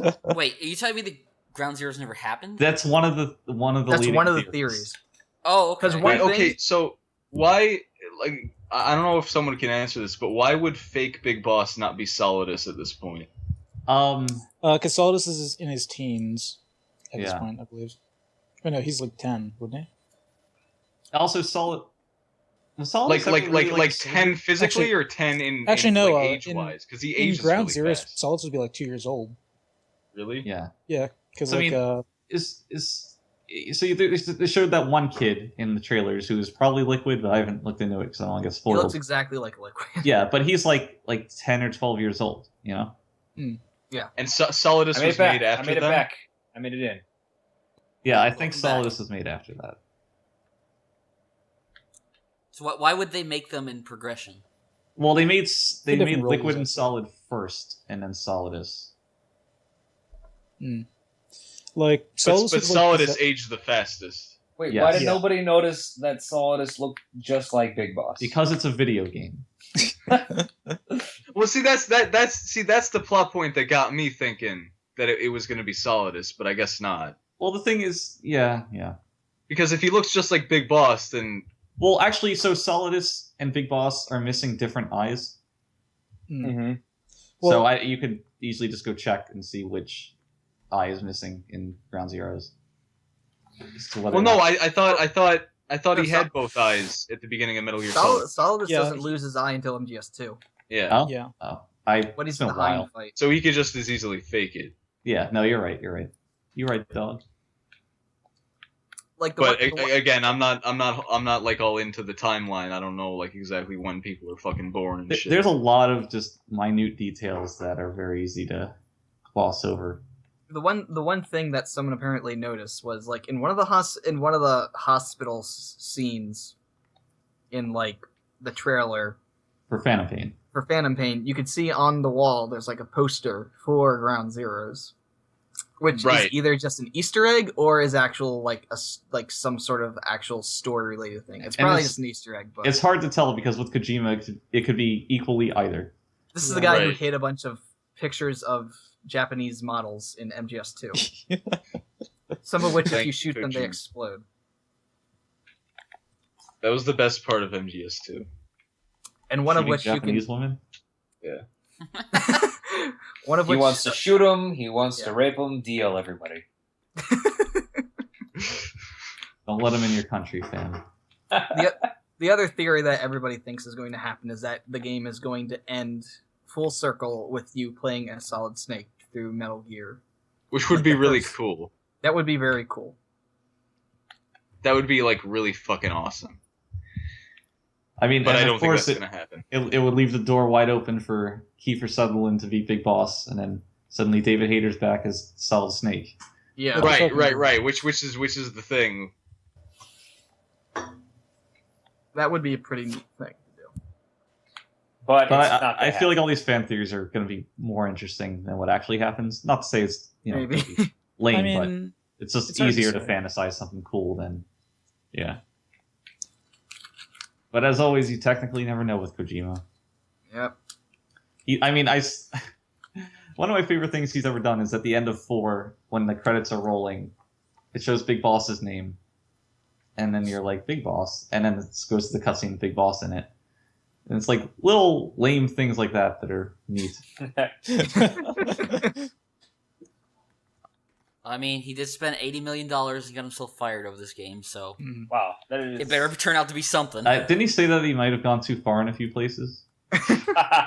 He did. Not yet, but he may in the future. He did say that the stuff that he did in Phantom Pain could make or break his career. Like it could ruin his career forever if he did it poorly. I'd be shocked if that happened. But I mean, that can't happen. It's like even if there was some stuff in that game that was super bad, the game would still sell because it's Metal Gear. Yeah. So it's not like it's gonna be a huge failure. And critics are eating it up already, so it's not a problem. 10 out of 10 IGN.com. The only negative being sparse story. It truly is a match for Ghost Babel. God damn it, Mule! I was thinking this whole discussion. They did. I'm gonna get in my Ghost Babel reference. They did also. You fucking cut me off at the knees. They did also give a 10 to MGS4. They did, and no one's ever gonna let them forget it. Yeah, what a bullshit review. But the thing is, like, MGS4 was still a good game. Yeah. MGS4 was good, but yeah, no, there's definitely problems. They always seem to ride the wave of hype for these games, and then when it not even necessarily Metal Gear, but a lot of their reviews in general, and then years later you go back and have like a fresh look on it, and you realize kind of how bullshit it was at the time. They were just caught up in the well, hype. but the thing is, I don't think this Metal Gear is gonna have anything remotely similar to the problems MGS4 had. No. But it may just have brand new problems. Yeah. Because it's an entirely different kind of game. Yeah, but at the very least, it's not going to have the same... just because this is pretty much all Kojima right now, whereas MGS4 was kind of like him collaborating with other people, and he's also kind of at the point where he was sick with... Yeah. He was kind of sick of fucking Metal Gear. Yeah. So... I can picture Snake holding a gun in his mouth. But he really is a self-insert. yeah, this time he's not burdened by having to tie up like 18 loose plot threads that barely connect when you really think about it. So because he was planning on ending it. Yeah, he was with every single game. One was every one. Like then, it feels like every single game except for Peace Walker was literally just this is the end. We're not going to get any more. And then just like Konami comes up like a year later saying, "Oh, here's Metal Gear again." I mean, but honestly, 2 needed to be resolved. No, it did not. It did. Not really. On one hand, I get that it's like a commentary, and that's what makes it great. That's what makes it a 10 out of 10 video game. It's fucking exceptional. The whole point of 2 was just to fuck with people and the whole point of 2 was essentially that you have no idea if anything that happened in this game was actually real and was fucking with people who were just idolizing Solid Snake. Well, no, right. 2 was like a meta commentary. Yeah. And it was very good at that, but I think Metal Gear is also really plot heavy unto itself, and I think I would have been kind of let down if it didn't get a conclusion in some fashion. I don't know, the strength of 2 is like its theme rather than the actual plot of it. So exactly. That's kind what of makes it a great game. But as part of a series, I like that it has a conclusion in 4. Yeah, but had it just ended after 2, it wouldn't really be like, that would just be it. Nobody'd be like, well, what happened after 2? No. See, I would be like, okay, so on one hand, yeah, it's I would say it's a piece of art unto itself. But on the other hand, I would still be asking, okay, what happens after this? Yeah, but I think that's missing the point. There's it's not about missing the point. I get the point. But there's two sides to it. I don't know. It just seems like a silly thing to be preoccupied about, because that's the events of the game are never what the game was about. So why are you focusing on them so much? Right, but No, because a lot of people focus on it. They always want to know what Yes, happened and I next. think all those people are missing the point entirely. well, no. Here's the thing, though. The events. Metal Gear Solid 2. Are we running laps right now? Are we There- going there- in circles? Jesus Christ! There Holy were fuck. there were 3 Metal Gears before Metal Gear Solid 2. Right. And Metal Gear Solid 2 took thematically the series in a very different direction. Yes. So to say that it's just going to end right there is off-putting. I think it okay, I could so see I that. think it is when you just look at the game, like you just play through the game without any kind of context. But once you realize what Kojima was going for, like what his thought processes were behind it, I think it makes a lot more sense and feels a lot more definitive. I mean, but the point DL is trying to make is that yes, he does understand what the game is going for. Yes, but there was a plot, But what I'm saying to him is that I think that DL that you're wrong to think that way, because as somebody who understands what's going on, I don't know why you would care about that. Well, Like because it just strikes me as odd. because the thing is when you make a game like that or any story like that has like a meta commentary to it, you have kind of two sides. You have the characters as they exist unto themselves, and you have what the characters represent, which is something of a completely higher order. And the point of the game deals with that higher order, Yes. in unto itself. That's what's important. And we're But on when the you- same page here. It's When just, but when you get invested in the characters, which unfortunately take on a life of their own, you end up wanting to know what's going to happen to these characters, and I don't think that's a bad thing.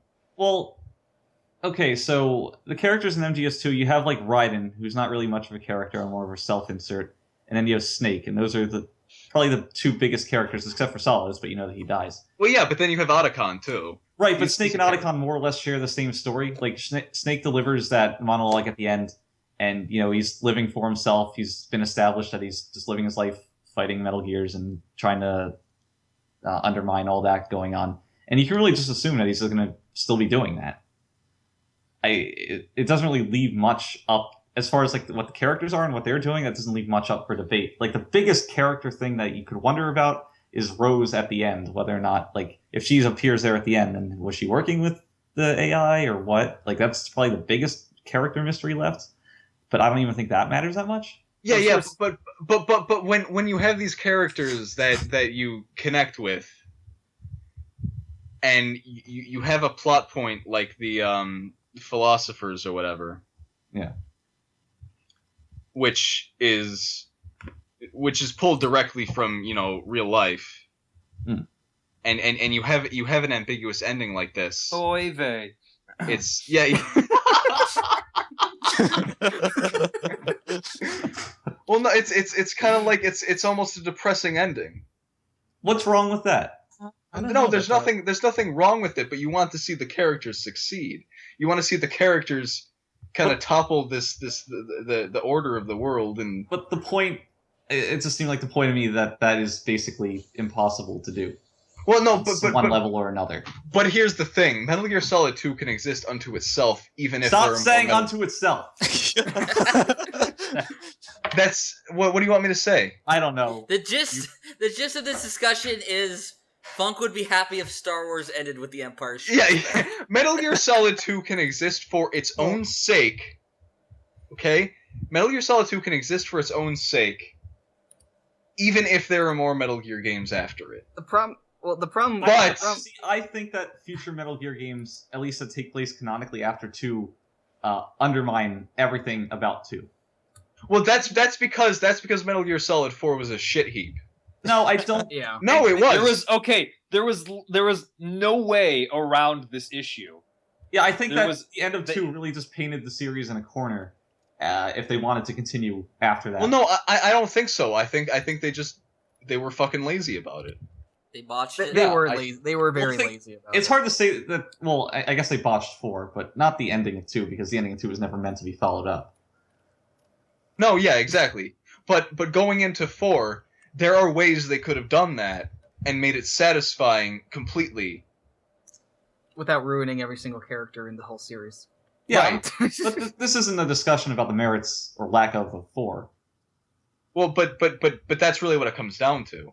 Is it? Is if Metal Gear Solid 4 followed up on Metal Gear Solid 2 in a way that was more satisfying, it wouldn't have undermined what 2 did, while also continuing the story in a satisfying way. A large draw of 2 is kind of the mystique that it has, or had, I should say.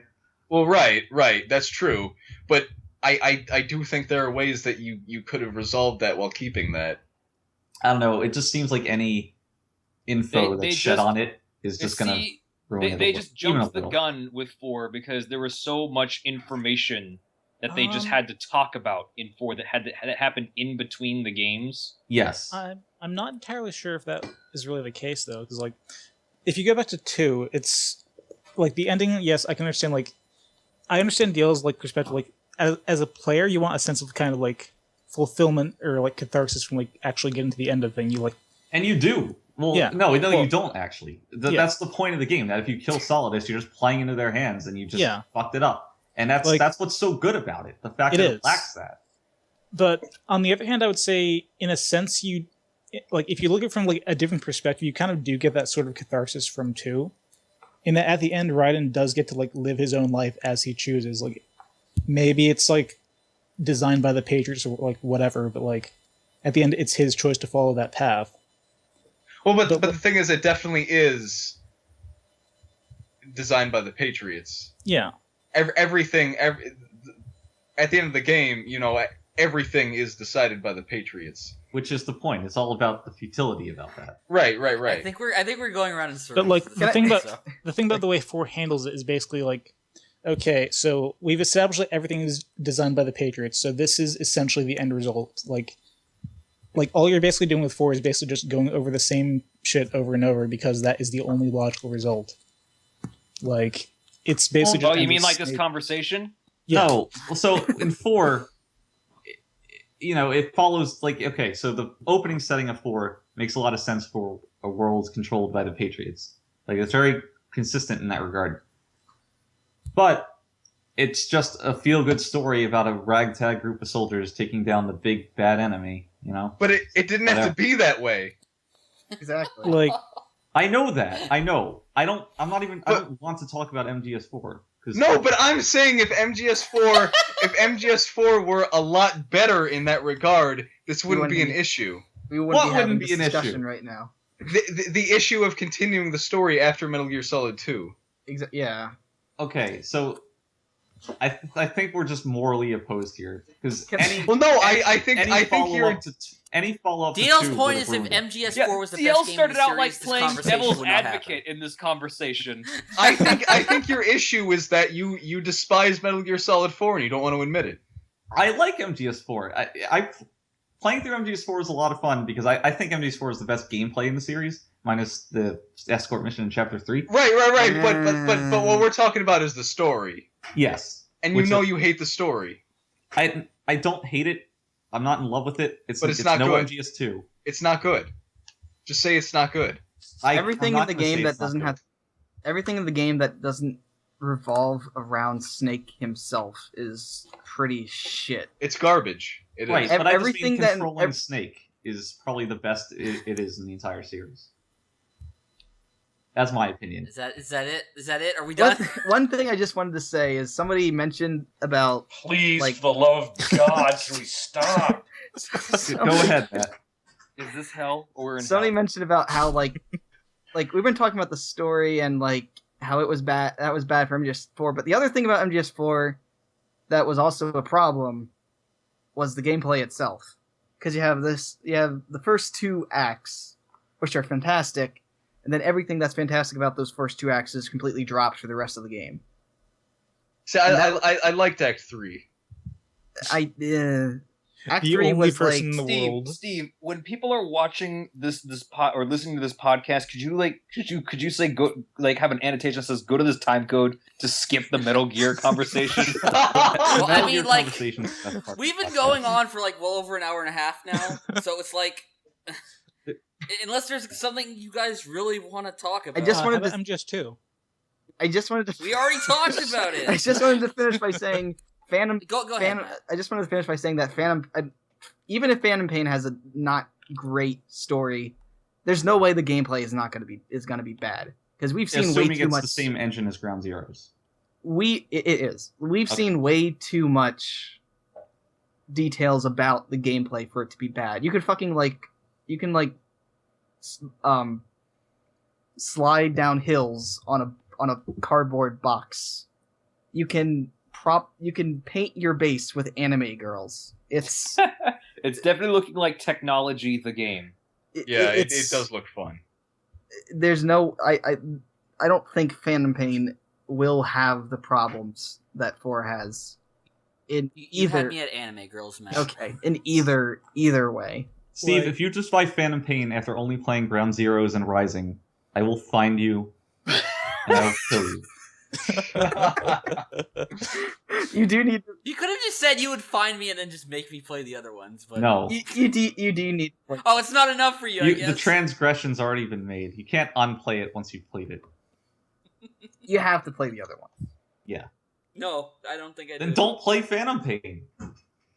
You're not You're just making allowed. me want to play it. You're just making me want to play it more. At the very least, watch the games beforehand on No, YouTube. don't do that. I don't No. care about the story. Then No, why see, are you no. I don't think there's anything wrong with playing Phantom Pain without playing the other games if you're really not into it, because Also, it's at this point, this point in the story, it's really not an essential part of the story. I also got the gist of the story from the DSP videos. So Ah! Okay. That is true. That is true. Also, okay, is there anything else anyone wants to talk about? Hey, tonight? Pokemon's coming out in 2016. Oh, yeah, I- Pokemon. I It was is. really hoping that Halucha would be a playable character. Halucha is not going to be playable. You need to get. Yeah, I know. Enjoy Is your Pokemon. Pikachu Luchador. Why was Pikachu Libre not in the game to begin with, and like normal Pikachu there? Yeah, I don't understand that. Like, What that is seems like Pikachu? It's like you A had waste the perfect opportunity. opportunity. Hmm. You don't need Pikachu to sell this game. I don't think so. What is We may have discussed this the other night, but having Pikachu in the game is just a stupid idea to begin with. No, I don't think so. I like the variety of the different kinds. He's fucking tiny. What's his hitbox gonna be? Who says it's gonna matter for this kind of fighting game? It's a fighting game. Chances are it's going to matter. Mm, I don't know. It could just be completely different to the point where it doesn't matter. In a game about hitting your opponent, the hitboxes tend to matter. Yeah, but if you're hitting people with a fucking ice blast from across the map, I mean, there is Can we have- a can genuine we have concern. playable Ludicolo? Is that in the realm of possibility? Ludicolo? you just want to fuck Ludicolo. Nobody wants to fuck you. Why is everything about fucking things now? Because you started with Yoshi. Oh, okay, all right. I didn't start with you. Okay, all right. Listen, now that Funk's here, He wants to clear the now air. that Funk's here, Why do I have Funk to was be the here? first person to bring up Yoshi's ass. Okay, Excuse I- me? Is this is this true? I Funk? only agreed with him. Are these allegations? I true, don't think Funk? they are. They are. Don't bullshit. I'm not bullshitting. You I are don't know. bullshitting because you were like, "Oh, check out this great pic of Yoshi's ass," This is slander. This is and I libel. was like, "Yo, fam, yeah, I see it." They definitely really wanted people to notice Yoshi's ass, and then we all knew that Yoshi was sexualized by Nintendo. But somehow this became me wanting to fuck Yoshi. So DL it's has the same- had want some Yoshi money mean. quotes tonight, Omega. It didn't help that you played into it. It's like, haha, yeah, I'm totally the Yoshi fuck guy. I never did that. You wore the Oh, icon. no, stop. Everybody stop. When we were playing Mario Kart one time, I picked Yoshi. I picked yellow Yoshi. And when I passed you, you literally said to everyone, stop teasing me with that ass.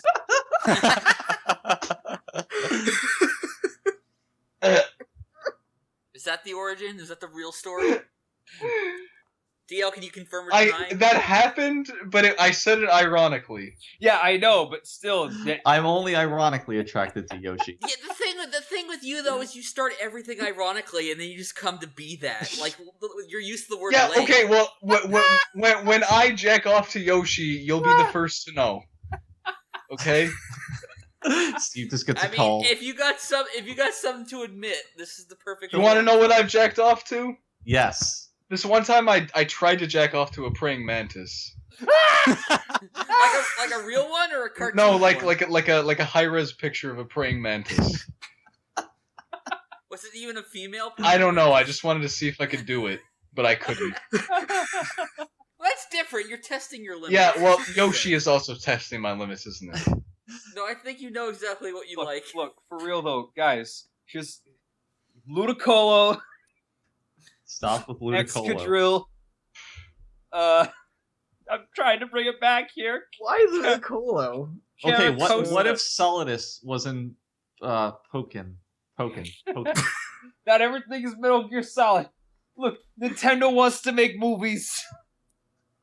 That seems exciting. Yeah, Miyamoto recently came out and said they're looking. Miyamoto to came out? Have their... Only if you listened up to that point of the sentence and nothing else. Hashtag love one-ups. He said they're. That's good. That was good. Yeah. He said they're looking to get their franchises into movies again, Ugh. which is nice. There's no reason that one bad experience should have shut them down for 20 fucking years. What do you mean bad experience? That film was a fucking classic. Yeah, Like, irony know, face. Mule, but- Enough with the irony tonight. Jesus. no, it's not Iron. Well, I I genuinely legitimately love enjoy that movie. movie, but it is. I still recognize it. As a Wait, bad wait, fucking what Mario movie? Mario. Super Mario. It's a Brothers. great movie. It is a great. It's movie. actually like exceptional. It's just not a good Super Mario Bros. Movie. I honestly think it was, for what it was an okay movie. Kenny. What? What do you think about the Super Mario Brothers It's movie? fucking terrible. There we go. Better or worse than the Digimon movie? I don't know. It was better than the Digimon movie. What about the Super Mario Brothers anime? Now that was something. That was. Remember that fucking traveling trash. music? Yeah, I would. If I were to watch it again, I'd probably kill myself. See, at least the movie was better than that. Well, to be fair, I think that was like the worst thing we've ever watched, actually. So. All right. Was so it? you need Trevenant. You need you need Clauncher. You need. What about Durant? Durant. We can get the basketball player in there too. Yeah. We've got room for some guest characters. Guest characters like Agumon. Like Pikachu? Please. Kenny's getting the Get Master Chief in there. Everyone, let's No, No, they can't. You can't use Master Chief. They set that rule down with fucking. Yeah, DOA. we need Girl Master Chief. That wasn't Master Yeah, Chief. That was Girl Master Chief. What was her name, Kenny? Linda. What was her Linda. name? Linda. No, Spartan what? What was her Spartan name? Linda. I can't remember. Wow. Oh, some Halo fan. Wow. Okay, Steve. Is that why you stopped playing DOA? Because there's no fucking Halo characters in it anymore? No, the game was fucking bullshit. Yeah. It was You bullshit. would do so well, and then all of a sudden, it would just the AI would just like fucking kick your ass. Like you would have it down to like a bar that was like a centimeter, and then it would just like That was a horrible final boss. Oh, it was God. bad. Well, DOA 5 doesn't have that, but you won't believe me. Yeah, I won't believe you. I'll believe Kenny, you should Steve. get DOA 5. Kenny, No, you should I get shouldn't. Splatoon. That's probably not gonna happen. Kenny, you should get any game that we can play with you. Like Scrabble. vote. Kenny, you should fucking fix your PS4. I told you earlier I need a new fucking HDMI cord, Steve. You can use any HDMI cord. They're all compatible. But the one I'm using now doesn't work. I need to This buy a new isn't one. relevant to the podcast. I think it is. Okay, we'll get off Kenny's case. All right. Okay, now let's Steve. talk about Matt's Thanks. Talk about Matt's what? case. Look, we need What is Matt's case? Barbaracle. Wait, I we're don't not know. done. We're not done. We need We're not done. we need Gigalith. Who? Gigalith. Is that like a list that laughs a lot. Yes. Hey. We need That got a giggle from me. we need take every it. monkey. We need every monkey. We need Panpour. We need Panseer. We need Pangoro. We need Prime Ape. We need Infernape. We need Charles Barkley. We need Ape Escape. Vote Wonder Red. We're not getting Wonder Red, Colin. Vote Wonder Red. God damn it. Wonder Red is Wonder Dead. No, we're going through this podcast without talking about fucking Smash Brothers. So Thank you. Oh, so how about Smash Brothers? no. Please. Okay, so I can leave now, right? Well, no, we're not done yet. Now we're just keeping here just to fucking. Well, punish no, him. we forgot the most important thing to talk about. What's that? Well, Steven. Who? Steven. Who? Steven. Steven Universe. That's you. So this fall, in the season of many game releases, there is a game coming out, a sequel to one of the most storied franchises in video gaming. I think I know what you're getting Is at. it Assassin's Creed 6? No, they're probably up to Assassin's Creed 11 by now. So you're not timely on that. But Well, actually, there were 13 Assassin's Creed games. one for every month in the baker's dozen. Just a couple years ago, there were already like 13 games out. So Isn't that ridiculous? it's disgusting. Who's buying these? It was like all within 5 or 6 years. Yeah. Anyways, I want to know what Funk was actually talking Well, about. I wasn't talking about Assassin's Creed. I was talking about the critical darling, greatest game series of all time. They're releasing this fall Rock Band 4. Oh. And you're not going to be here. I'm for not. that. But Matt is. Direction. I am. I Matt- mean, Matt, do you still have your plastic instruments? I have my guitar. My ion drum kits don't work anymore, or at least the bass pedal doesn't. Welcome to most people's experiences. I imagine. I can't wait for another Christmas of people opening something and then it just being broken within an hour. It's. Like that reboot toy I got when I was a kid. Let's talk about Steve's Reboot! reboot toy. What was that? I Funk? said let's talk about Steve's reboot toy. So I got fucking reboot toys one Christmas, and none of you are gonna know this because you never fucking watched reboot like I did. But in one episode, they had like a giant yellow exoskeleton suit that Dot fought Megabyte inside of the principal office core. Jesus. So I asked my parents to get me that, and as soon as I take it out of the box, the fucking leg breaks off. So my mom sends it back and gets like an exchange for another one, and I get the new one, and the same fucking leg breaks off. Are you sure it's not you doing it? It wasn't me. Are you sure? All right, I so was fairly I certain. take offense to what you just said because we definitely all watched Reboot together. Yeah, but you don't remember even the episode I'm talking It's about. the one I where also Dot got- fought guy in the principal core. I also got the Mega Truck from my favorite episode of Reboot called Bad Bob, where they went inside a corrupted game and Megabyte got turned into a truck. It's like a big fucking head was the front of the truck. I actually remember that. Believe it or They not. made toys Yeah, of this. Yep. It was a parody of fucking Mad Max called Bad Bob. Hey, you know what reference kids will get? Mad Max. Just a great. I'm done talking about Reboot toys. Great by the way. show. I still need to watch that movie. Or those movies. Maybe the theme from Reboot will be in Rock Band 4. When Funk and DL get back from Japan, we're We're watching. not Reboot. watching the Reboot. We are. Then you better stay in fucking Japan. You better die there if you don't want to watch Reboot. I mean, so the wonderful thing about Japan is though it's like what 12 hours into the future, 13. 13 hours into the future. So if we wake up in the morning and we have nothing to do, we can get on Skype. That's Yeah, with me because I'll still. what be a asleep. fucking picturesque existence.